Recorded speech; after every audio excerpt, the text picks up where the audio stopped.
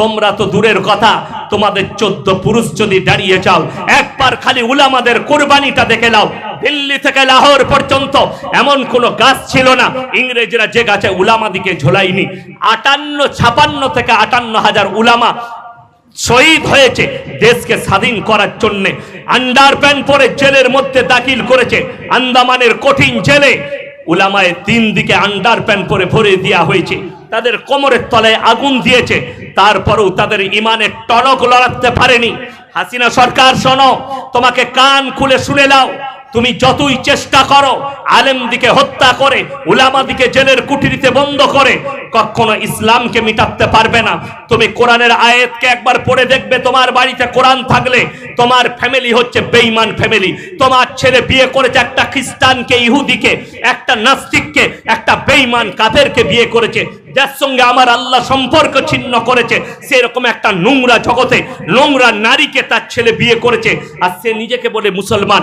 আমি আমার পৃথিবীর বাংলাদেশ, ভারত, পাকিস্তানের যত দেশের পৃথিবীর মুসলমান আছে, কান খুলে শুনে নাও, হজ করতে গেলে মুসলমান হওয়া যায় না, মাথা ঠুকলে মুসলমান হওয়া যায় না, মসজিদে নামাজ পড়লে মুসলমান হওয়া যায় না। যদি এটাই হতো, আমার আল্লাহ শর্ত রেখেছে কোরআনে যে হে আমার বিশ্ব নবী বলো, লাইসাল বিররাম তুআল্লু বুজুহাকুম কিবালাল মাশরিকি ওয়াল মাগরিব, পূব কিংবা পশ্চিম দিকে মাথা ঠুকার নামে ঈমান নয়। হাসিনার মতো বেঈমান কাবা ঘরে গিয়ে মাথা ঠুকলে সে মুমিন হবে না। হাসিনার মতো বেঈমান কোরআন খুলে পড়লে ইমানদার হবে না। কেউ যদি বলে কোরআন পড়ার কারণে হাসিনা ইমানদার, কবিগুরু রবীন্দ্রনাথ ঠাকুর কোরআন পড়েছে, ঈশ্বরচন্দ্র বিদ্যাসাগর কোরআন পড়েছে, রাজা রামমোহন রায় কোরআন পড়েছে, শ্রী রামকৃষ্ণ কোরআন পড়েছে, বড় বড় আমাদের দেশের মনীষীরা তারা কোরআন পড়েছে, আইনস্টাইন কোরআন পড়েছে, স্যার আইজাক নিউটন কোরআন পড়েছে। যদি এটাই হতো তাহলে এদিকে কি করে আপনি বেঈমান বলবেন? এরাও কোরআন পড়েছে, এরাও মুমিন। কোরআন পৃথিবীর বহু বেঈমান পড়ে, তা বলে তারা মুমিন নয়। যদি বলেন হুজুর মুমিনের পরিচয় দেন, হাত তুলে বলুন আজ থেকে আমরা সবাই মুমিন হব, জোরে বলুন ইনশাআল্লাহ।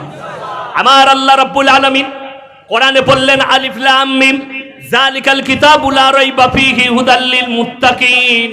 আমার আল্লাহ কোরআনে বললেন আলিফ লাম মিম র তাসিন মিম ইয়াসিন কাফ ইয়া আইন সাদ। কোরআনে যতগুলো এরকম হরফ আছে এগুলোর নাম হচ্ছে হরফে মুকাত্তাব। এর মানেটা পৃথিবীর কেউ জানে না, আমি আল্লাহ কিয়ামতের দিনে বর্ণনা করব। জোরে বলুন সুবহানাল্লাহ।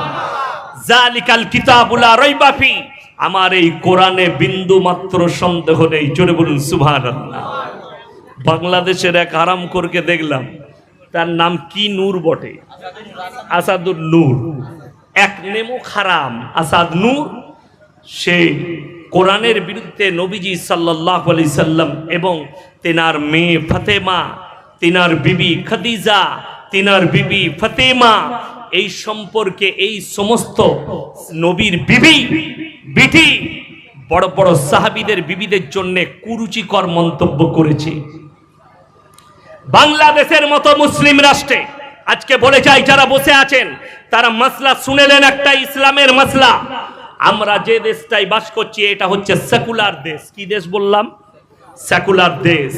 হিন্দুস্তানের মাটি, আমরা হিন্দু মুসলিম সব জাতি এই ভারতে বাস করে এবং সবাই নিজের নিজের ধর্ম পালন করতে পায়, জোরে বলুন সুবহানাল্লাহ। ওই জন্য আমরা ভারতের সংবিধানকে মেনে চলবো, জোরে বলুন ইনশাআল্লাহ। ভারতের আইনকে মেনে চলবো। ওই জন্যে সব সময় জেনে রেখে দিবেন, বাংলাদেশের মাসলা আলাদা, পাকিস্তানের মাসলা আলাদা, আরবের মাসলা আলাদা, আর ভারতের মাসলা আলাদা।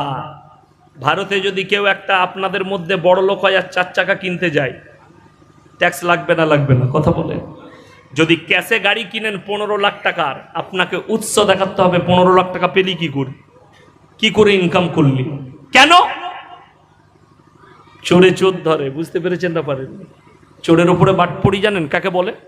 চোরের উপরে বাটপড়ি মানে আপনি চুরি করে আনলেন, আপনাকে ধরলো, বে কোথা থেকে চুরি করলি, স্যার মালটা রাখ, ঘর যা, পরে দেখা করবি। ও মাল নিজে নিয়ে নিল, এটার নাম বাটপড়ি। তো আমাদের দেশে চোরের উপরে বাটপড়ি হয়। ওই জন্য যে দেশে বাস করছি এই দেশের আইন অনুযায়ী আমাদের ভারতে ইসলামী ব্যাংক নেই, আছে আপনাদের এখানে মেদিনীপুরে? কথা বলেন, আছে? অর্থাৎ ইসলামী ব্যাংক না থাকার কারণে আপনার যদি গাড়ির প্রয়োজন পড়ে, ব্যবসার প্রয়োজন পড়ে, আপনি ক্যাশে করতে পাবেন না, আপনাকে লোনেই দিতে হবে। ঠিক কিনা কথা বলে? জায়েজ আছে, কোনো অসুবিধা নেই। যে দেশে বাস করছি, যে দেশে ইসলামী হুকুমত থাকবে, আমি বলে দিচ্ছি শোনো, বাংলাদেশের কুলাঙ্গার আর গুটকাখোর মৌলবীদিকে বলছি, ওই সুন্নি গুটকাখোর মৌলবীরা কান খুলে শোনো। তোমরা যারা দেলওয়ার হোসেন সাঈদীর বিরোধিতা করছো, তারা শুনে নাও, যেটা মুসলিম রাষ্ট্র হবে, সেই দেশে যদি ইসলামের আইন না থাকে, সেই দেশের মন্ত্রী থেকে যতগুলো নাগরিক থাকবে, যদি ইসলামের আইন না মেনে চলে, তাদের সকলকে কিয়ামতের দিনে জাহান্নামের উত্তর অধিকারী হতে হবে। এটা আমি ইসলাম বললাম, এটা নবীজির আদর্শ বললাম। আরবের ভূমিতে, মক্কা মদিনার ভূমিতে, কুয়েত, কাতার, ইয়ামান, ইরানের মাটিতে তারা যদি ইসলামী রাষ্ট্র, ইসলামী কোরআন হাদিসের আইন যদি মেনে না চলে, তাদের রাজা বাদশাদিকে জাহান্নামে যেতে হবে। আমি মৌলভী শওকতের বেটা বললাম, এটা হচ্ছে ইসলাম। কিন্তু আমরা যে দেশে বাস করছি, আমাদের জন্য যেমন ফটো তোলা হারাম না হারাম নয়? কথা বলে, আধার কার্ডে ফটো নাইলে আধার কার্ড হবে? ভোটার কার্ডে ফটো নাইলে ভোটার কার্ড হবে? হবে না। এই ক্ষেত্রে আমাদের মুফতিরা, আমাদের উলামারা ফতোয়া দিচ্ছে জায়েজ আছে। কেন? আমরা এই দেশে বাস করছি, দেশের আইন। আপনার পরিচয়পত্র করতে গেলে ফটো তুলতে হবে। আমাদের মেয়েরা বেপর্দা হতে পাবে? কথা বলে।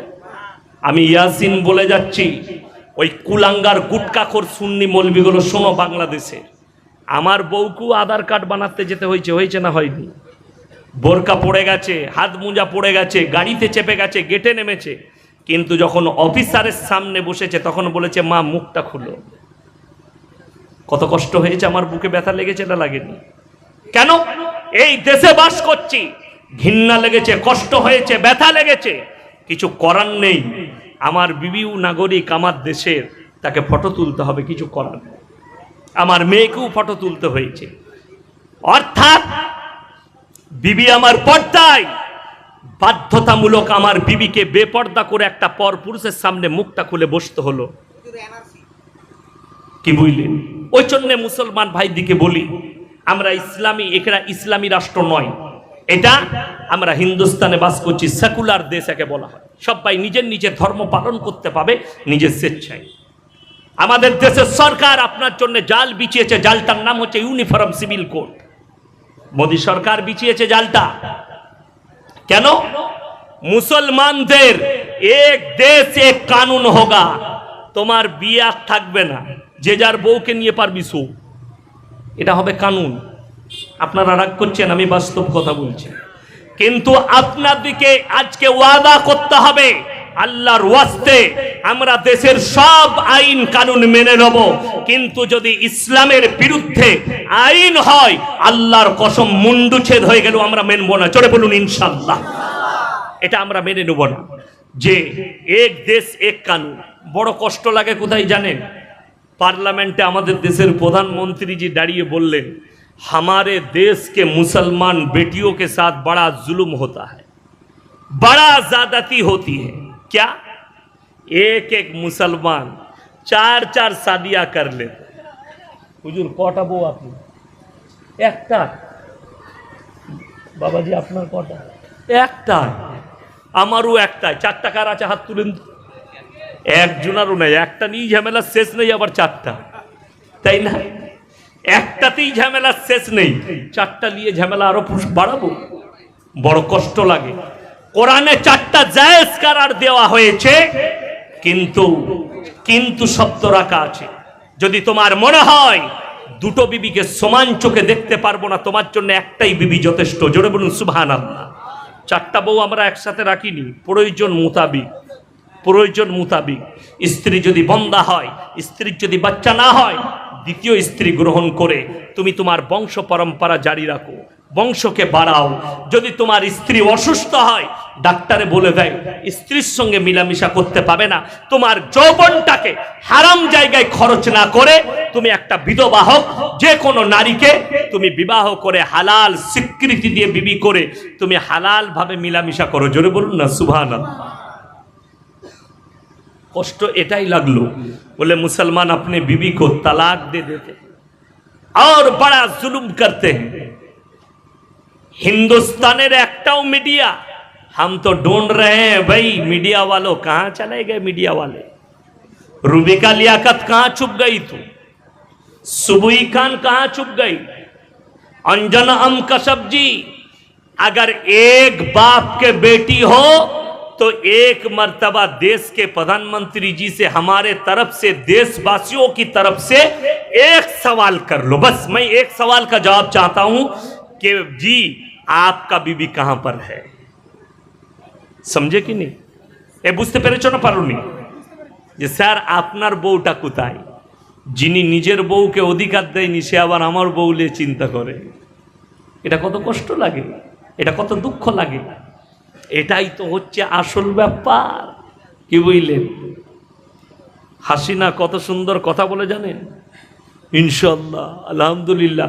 বাংলাদেশের পার্লামেন্টে আপনারা জানেন গীতা পাঠ হয়, এই জানেন নাকি? বাংলাদেশের পার্লামেন্টে গীতা পাঠ হয়। আর যে হারামখোর কোরআন তেলাওয়াত করে ফেরেশতা একটাও পার্লামেন্টে থাকে না। ওই জন্যই তো শয়তানগুলো হাজির হয়েছে সব। যতগুলো এমপি আছে হাসিনা, কেউ নাচে, কেউ ড্যান্স করে, কেউ বাজারুমে, এই মালগুলো সব তার এমপি এমএলএ। আরে বাংলাদেশ দারুণ দেশ, তা না হলে কখনো হিরো আলমের মতো লোক ভোটে দাঁড়ায়? বড় কষ্টর কথা। একজন বলেছে আল্লাহ তাকে ওরকম করেছে। আল্লাহ তো তোকে পাগল করেনি। কথাটা ভালো করে বুঝবেন। আমি একটা সুস্থ মস্তিষ্কের লোক। আচ্ছা, আপনাদের গ্রামে যদি বলা হয় যে ভাই আমি ইয়াসিন একটা দল করেছি, তোমাদের গ্রাম থেকে একটা পাগলকে দাও ভোটে দাঁড় করাবো, আপনারা পাগলকে দিবেন না ভালো লোককে দিবেন? কথা বলে, ভালো লোককে, বুদ্ধিজীবীকে, জ্ঞানীকে দিবেন। পাগল কি করে ভোটে দাঁড়ায়? কে যে নামটা দিল তার হিরো আলম, ওর নাম পাগল আলম। কি বুঝলেন? ভালো করে কথা বলতে পারেন না। সে কি বলছে জানেন? ওই বলছে কি কাজে বললে, হ্যাঁ ভালো কাজে লোহা ফুলে, লোহা ফুলে। কি বুঝলেন? তাহলে এইটা আবার কি ভাষা? তারপরে দেখলাম মাল ভুল বলছি। কি বললে? সবরেতে লোহা ফুলে, আমরা কি বলি মোয়া ফুলে, তাই না? আর কিন্তু সে উল্টো বলছে। ওটাই মানুষ হাসছে, মিডিয়াওয়ালা, মিডিয়াগুলো সেরকম বাংলাদেশে। আমি ওই জন্য বলেছি একটা জলসায় যে কিয়ামতটা শুরু হলে বাংলাদেশ থেকে আল্লাহ শুরু করবে। সব দলের মাল ওইখানে আছে, সব রকম দলের। একজন দেখছি বলছে আমার জান আমার আজরাইল কবজ করবে না, আমার জান বাগদাদ বাবা করবে। কে কে?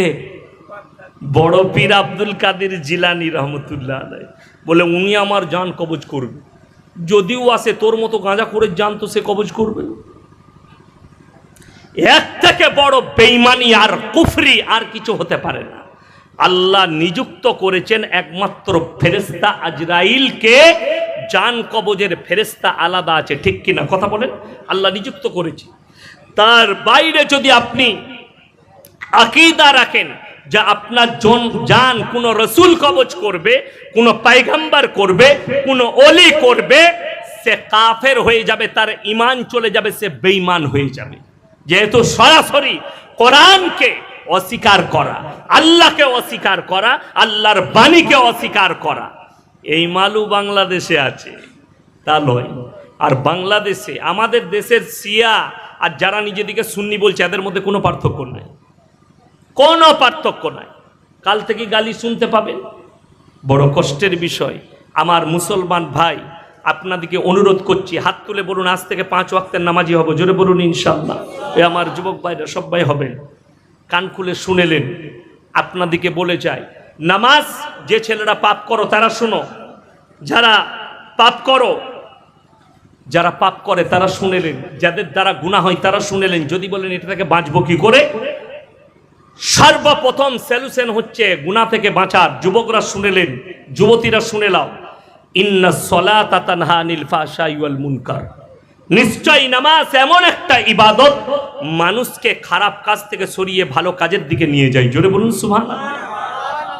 এটা হচ্ছে একটা বাঁচার বড় রাস্তা, বড় উপায়। দ্বিতীয় নম্বর, যুবক যুবতীদিকে বলছি, রাতের বেলায় যদি পাপ থেকে বাঁচতে চাও, তোমার মোবাইলটাকে তোমার কাছ থেকে হারাম করে দাও। মোবাইলকে হারাম করো। যদি জিনা থেকে বাঁচতে চাও, পাপ থেকে বাঁচতে চাও, চোখের জিনা থেকে বাঁচতে চাও, নিজের শরীরের যৌবন রাখতে চাও, নারী পুরুষ উভয়ে তোমরা রাতের বেলায় মোবাইলকে হারাম করে দাও। বিবাহিতরা লয়, অবিবাহিতরা। বিবাহিতর জন্য কোনো ব্যাপার নাই, স্ত্রী থাকে, স্ত্রীর সঙ্গে সময় কাটাবে।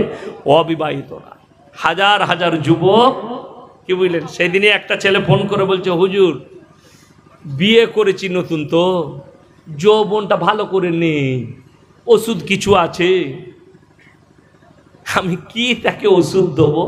যাই হোক, গাছগাছারা ওষুধ বলে দিয়েছি, খাগা। আমি বললাম, ভাই বহুত পাপ করেছো? বলে, হুজুর করে ফেলেছি বিয়ের আগে। আমি বললাম, এখন পস্তা করবি আর কি? এটাই তো ঝামেলা। ওই জন্য আমি জলসাই বলেছি যে নবী, প্রত্যেকটা নবীর সুন্নত হচ্ছে উপযুক্ত বয়সে বিবাহ করে নাও। এখন বাপদের একটা দোষ আছে, বাম্মাদের, কি বলুন তো, আমার ছেলে নিজের পায়ে দাঁড়াক তারপরে বিয়ে দেবো। এর থেকে বড় পাপের কথা আর কিছু নাই। ওই ছেলের বিয়ে দিয়ে কি করবো রে, আমার ছেলে কি খাওয়াবে? খেলানেওয়ালা জাতকে কথা বলেন আল্লাহ। তুমি 5 লাখ ইনকাম করেছো, তোমার প্লেটে আল্লাহর কসম খানা লেগে যাবে। তোমার বিবি দস্তারখানে খানা লাগিয়ে দেবে। তোমার যদি মৃত্যু লেখা থাকে, তুমি 1 লুকমা খানা মুখে তুলতে পারবে না, ঠিক কিনা কথা বলেন? তাহলে তোমার বিশ্বাস কার প্রতি আছে? আল্লাহর ওপরে বিশ্বাস নিয়ে এসো। আল্লাহর ওপরে কনফিডেন্সের সঙ্গে বিশ্বাস আনো যে আমাকে মৃত্যুবরণ করতে হবে, আর রুজির মালিক একমাত্র হচ্ছেন আল্লাহ। ছেলে, আমার ছেলের যদি বিয়ে দিই, তার বিবি যদি আসে, অনেক জনের বিশ্বাস হবে কিনা জানি না। আমি যখন প্রথম আমি লখনৌ থেকে যখন কিরাত পড়ে এলাম, আমার বিয়ে হলো,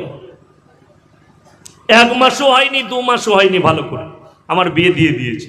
আমার বেতন তখন কত জানেন? বর্ধমান খাগড়াগড় মাদ্রাসায় 2,500 টাকা বেতন। কত বললাম? 2,500। তো আমি আব্বাকে বললাম যে 6 মাস পরে করব, 1 বছর পরে কিছু টাকা আমার হাতে আসুক। বলে, বিশ্বাস রাখ, রুজির মালিক আল্লাহ, বিয়ে করো, আল্লাহ বরকত দিবে। যে আসছে তোমার ঘরে, তোমার বিবি, সে নিজের রুজি মেপে নিয়ে আসছে। বিশ্বাস করুন, আল্লাহর কাছে কাঁদি, আল্লাহ এত বড় মেহেরবান। আমি বিয়ে করেছি, আল্লাহ এত বরকত দিয়েছে, কল্পনা করতে পারবো না। আল্লাহর শুকর আদায় করে মৃত্যুকাল পর্যন্ত শেষ করতে পারবো না। বিবির বরকত, বিবি হয়েছে, বাচ্চা হলো, মনে মনে করলাম আল্লাহ একটা বাচ্চা হয়ে গেল, সংসার আরো বড় হলো। আল্লাহ আরো বরকত দিয়েছে, আবার একটা বাচ্চা হলো, আল্লাহ আরো বরকত দিয়েছে। বরকতের শেষ নেই। আল্লাহর কসম করে বলছি, যারা আল্লাহর ওপরে বিশ্বাস রাখবে, যারা আল্লাহর ওপরে, ঈমানের ওপরে, ইয়াকিনের ওপরে বিশ্বাস রাখবে, আল্লাহর কসম তাদের রুজিতে আল্লাহ কোনোদিন কমি দিবে না। জোরে বলুন সুবহানাল্লাহ। আপনি বিশ্বাস রাখুন, আল্লাহ খাওয়ায়, আল্লাহ খাওয়াবেন, খালি মেহনত আপনাকে করতে হবে। আপনি মাঠে যাবেন, চাষ করবেন, সবজি লাগাবেন, বিসমিল্লাহ বলে লাগাবেন, আর দোয়া করবেন, আল্লাহ আমার মালে বরকত দাও, আমার মালে বরকত দাও, আমার বিবি বাল বাচ্চার জন্য, আর মৃত্যুকাল পর্যন্ত। আমাদের দেশের অনেক ছেলেরা দোয়া করে, আল্লাহ বড় লোক করে দাও, আল্লাহ গাদা টাকা দাও। এই দোয়া কারা করে জানেন? মূর্খদের দোয়া এটা। বর্ধমানে বিগ বাজারে একটা ছেলের সঙ্গে দেখা হলো। ছেলেটা বলছে সালাম আলাইকুম। ওয়ালাইকুম সালাম। বলছে আপনার সঙ্গে কথা ছিল। আমি একটা দোকানে বসে চা খাচ্ছি। বলো। বলছে না, আমি আগে নামাজ পড়তাম 5 ওয়াক্ত, এখন ছেড়ে দিয়েছি। আমরা ছাড়লে কেন বা? অনেক দোয়া করছি, দোয়া কাজে লাগলো না, ওই জন্য আল্লাহর উপর ভরসা উঠে গেল। শালা কত বড় মুমিন বুঝেলেন, বুদ্ধিজীবী। আলহামদুলিল্লাহ। ওই জন্য আমি নামাজ পড়া ছেড়ে দিয়েছি। আমি তাকে বললাম, তুমি কি দোয়া করতে? বলছে আমি নামাজের পরে দোয়া করতাম, আল্লাহ আমার কারোবারে বরকত দাও আর বেশি বেশি করে টাকা দাও, এই দোয়া করতাম। আমি বললাম ফেরাউন কোনোদিন দোয়া করেছে? বললে করেনি। আমরা ফেরাউন বড় লোক ছিল না, গরিব? বাদশা করেছে। আমি তাকে বললাম আল্লাহ দুজনকে মাল দেয়, একজনকে আল্লাহ ভালোবেসে দেন আর একজনকে আল্লাহ রেগে মাল দেন। যাকে রেগে মাল দেয় কোরআনে আছে ওয়াইলুল লিকুল্লি হুমাযাতিল লুমাযা আল্লাযী জামা মালান ওয়া আদ্দাদা, যারা মাল জমা করে বারবার গুণয়ন করে আর গুনে গুনে রাখে, ইয়াসাবু আন্না মালাহু আখলাদা, আর যে মালদাররা ভাবে আমার কাছে যে মাল আছে আর কোনোদিন আমার কাছ থেকে যাবে না, শেষ হবে না, কাল্লা লায়ুমবাযান্না ফিল হুতামা, আমার আল্লাহ বললেন হে আমার নবী আমি তাদেরকে হুতামাতে নিক্ষেপ করব। আমার নবী বিশ্ব নবী বললেন ওয়ামা আদরাকা মাল হুতামা, ওগো আল্লাহ হুতামা কি জিনিস? আল্লাহ উত্তর দিলেন নারুল্লাহিল মুকাদা, সেটি হচ্ছে আমার একটি প্রজ্বলিত আগুন, আল্লাতী তাত্তালিউ আলাল আফইদা, এমন আগুন যার মধ্যে কোনো পদার্থকে নিক্ষেপ করলে সঙ্গে সঙ্গে তাকে চূর্ণ বিচূর্ণ করে দেয়। এক একটা থাম্বাই একজন করে বন্ধন করা হবে, রক্ত চর্বি গলে গলে পড়বে কিন্তু মৃত্যুবরণ করবে না। এটা হচ্ছে কোরআন। আপনি মালের প্রতি মহব্বত, সেই যুবককে বললাম তুমি দোয়া করছো আল্লাহ আমি 3 দিন নামাজ পড়ে দেখব, যদি ভালো মাল হয়, ভালো বিক্রি হয়, ভালো বরকত হয় তাই আবার নামাজ পড়বো, নাইলে আর পড়বো না। আল্লাহ কি বলবে? তুই মাল কদিন আসিস দেখি, তারপরে দেবো, না হলে দেবো না। তা তো ব্যবসা এমনি উঠে গেল। তুমি আল্লাহকে দেখবে আর আমার আল্লাহ তোমাকে দেখবে না। তুমি হচ্ছ বান্দা, তিনি হচ্ছেন মালিক। আর আমার নবী দোয়া করেছেন আর সাহাবীদিকে দোয়া শিখিয়েছেন, ওরে আমার সাহাবীরা তোমরা আল্লাহকে আল্লাহর কাছে দোয়া করবে, ওগো আল্লাহ তুমি আমাদিকে ঈমানের সঙ্গে মৃত্যু দান করো আর মৃত্যুকাল পর্যন্ত হালাল রুজি দান করো। সবাই দোয়া করব, বলুন ইনশাআল্লাহ। আল্লাহ ইজ্জতের রুজি দাও, হালাল রুজি দাও, হালালের উপরে প্রতিষ্ঠিত রাখো। এই দোয়া মৃত্যুকাল পর্যন্ত করুন। দৌলতের লয়, ডাল আলু খাবেন, সুখে থাকবেন। যারা মনে করেন টাউনশিপে বাস করে, ভালো মন্দ খায়, ভালো থাকে, তাদের থেকে সুখী আপনি। যাদের মনে হচ্ছে আমাদের দোয়া কবুল হয় না, চাষিবাসী লোক, আপনি নামাজ পড়ছেন, দোয়া করছেন, দোয়া কবুল হচ্ছে না, তাদেরকে অনুরোধ করে বলছি আপনারা এই চিন্তা করবেন না। বুখারী শরীফের রওয়ায়েতে আছে যারা আল্লাহর কাছে দোয়া করে আল্লাহ হয় সঙ্গে সঙ্গে, নবীজি বললেন, কবুল করে নেয়। তা না হয় কিছুদিন পরে কবুল করবেন, তা না হয় এক একটা দোয়ার বদলা আল্লাহ নিজের বান্দার কিয়ামতের দিনে ফেরত দেবেন। জোরে বলুন সুবহানাল্লাহ। শুধু তাই নয়, যারা চাষিবাসী আছে, যারা খেটে খান, সকালবেলায় রিস্কা চালান, লোকের জমিতে কাজ করেন, লোকের বাড়িতে কাজ করেন, আর মুমিন আপনি শুনে লিখে দেন, বুখারী শরীফের রওয়ায়েতে আছে একজন গরিব মানুষ মুমিন, একজন ইমানদার, একজন বড় লোক মুমিনের থেকে 500 বছর আগে জান্নাতে প্রবেশ করবে। জোরে বলুন সুবহানাল্লাহ। 500 বছর আগে। আর কিয়ামতের একটা দিন দুনিয়ার 50,000 বৎসরের সমতুল্য হবে। কেন জানি? কোরআনে আছে, হে আমার নবী বলো, ওয়া আথারাল হায়াতাদ দুনিয়া ফাইনাল জাহিমা হিয়াল মাওয়া। হে আমার বিশ্ব নবী, পৃথিবীর মানুষকে বলো যারা দুনিয়ার প্রতি মহব্বত করে, দুনিয়ার মালের প্রতি মহব্বত, এই দুনিয়ার পরে আর কোনো জায়গা নাই, এই দুনিয়াটাই আমাদের সবকিছু। হে আমার বিশ্ব নবী, তাদেরকে বলে দাও আমি আল্লাহ রাব্বুল আলামিন তাদেরকে জাহান্নামে নিক্ষেপ করব। ওয়া আতারাল হায়াতাদ দুনিয়া ফাইনাল জাহিমা হিয়াল মাওয়া, তাদেরকে জাহান্নামে নিক্ষেপ করা হবে। পরের আয়াতে বললেন ওয়া আম্মা মান খাফা মাকামা রাব্বিহি ওয়া নাহান নাফসা আনিল হাওয়া ফাইনাল জান্নাতা হিয়াল মাওয়া।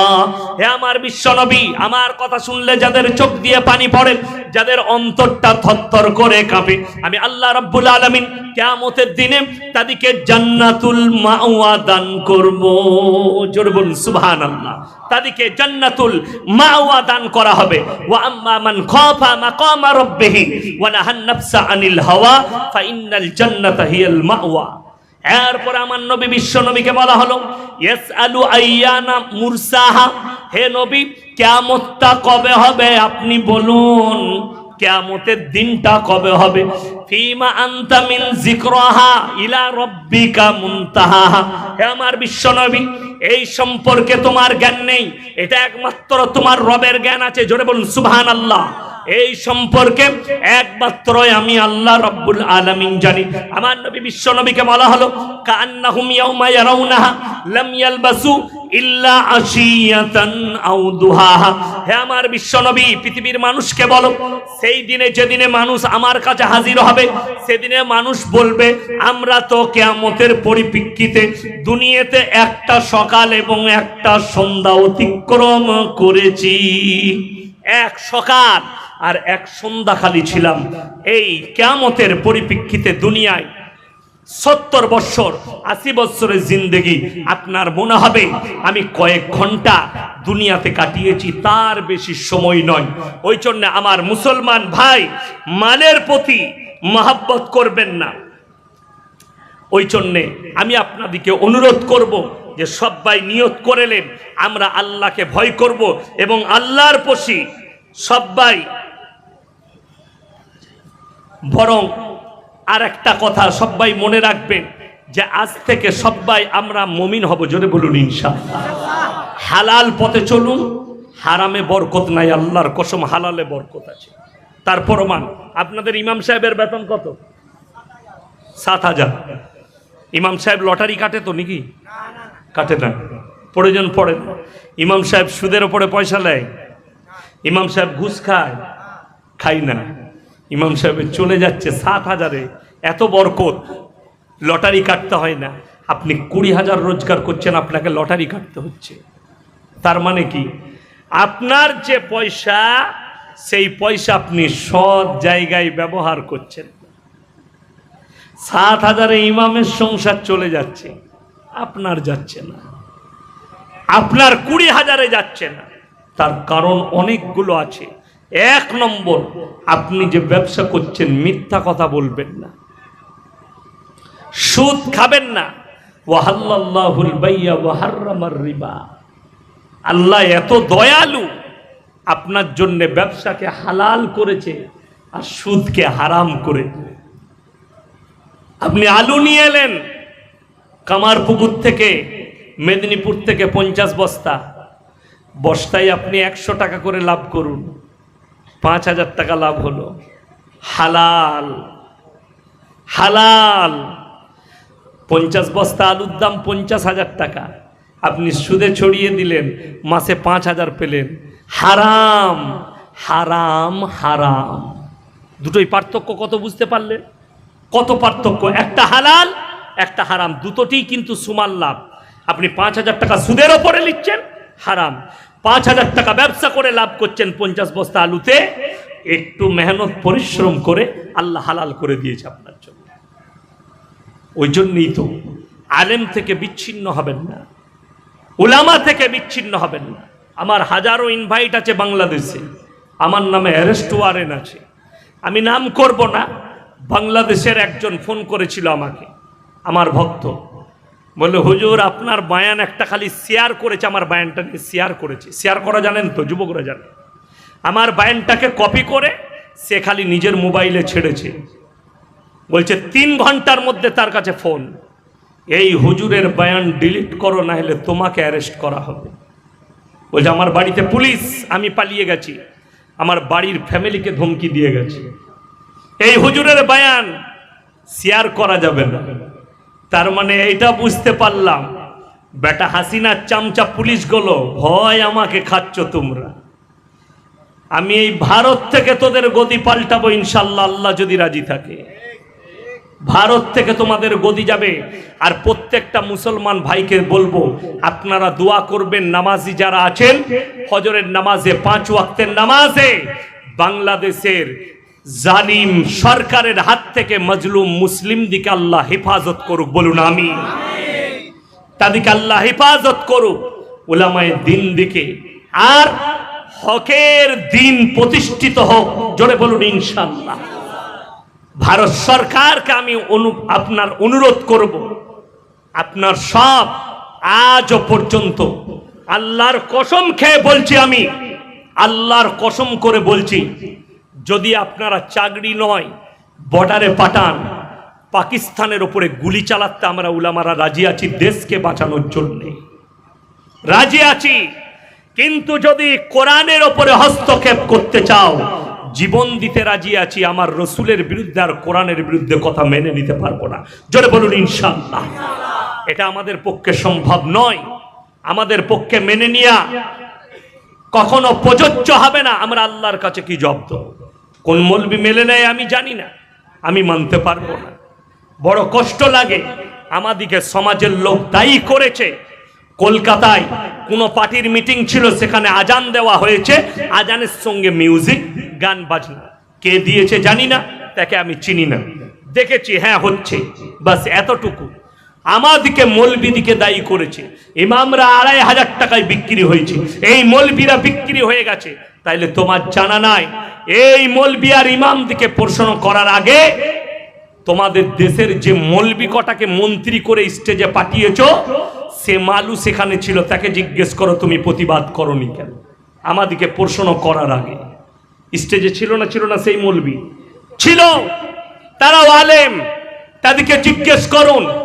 তা না হলে আল্লাহর কসম করে বলছি, শুনে রেখে দেন, এক শ্রেণীর আলেমকে আল্লাহ বিনা হিসাবে সর্বপ্রথম জাহান্নামে নিক্ষেপ করবে, যারা অন্যায়কে দেখেছে, আল্লাহ বিরোধী কাজ দেখেছে আর প্রতিবাদ করেনি।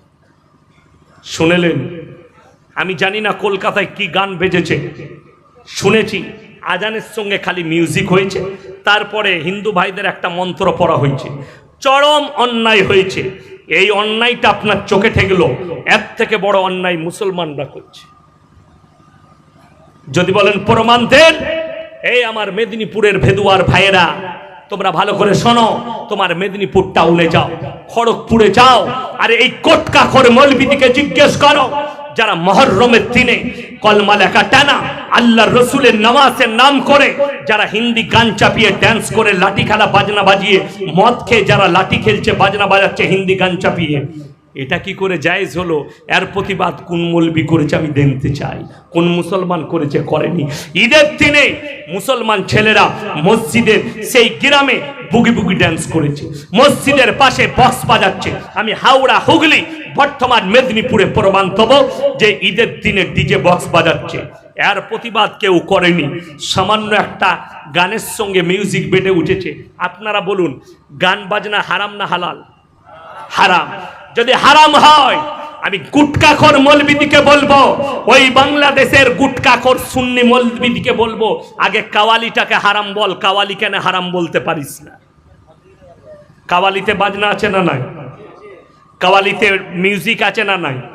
কাওয়ালিতে কুফরি কালাম আছে না নাই? কুফরি কালাম আছে, আগে ওটাকে হারাম বলো।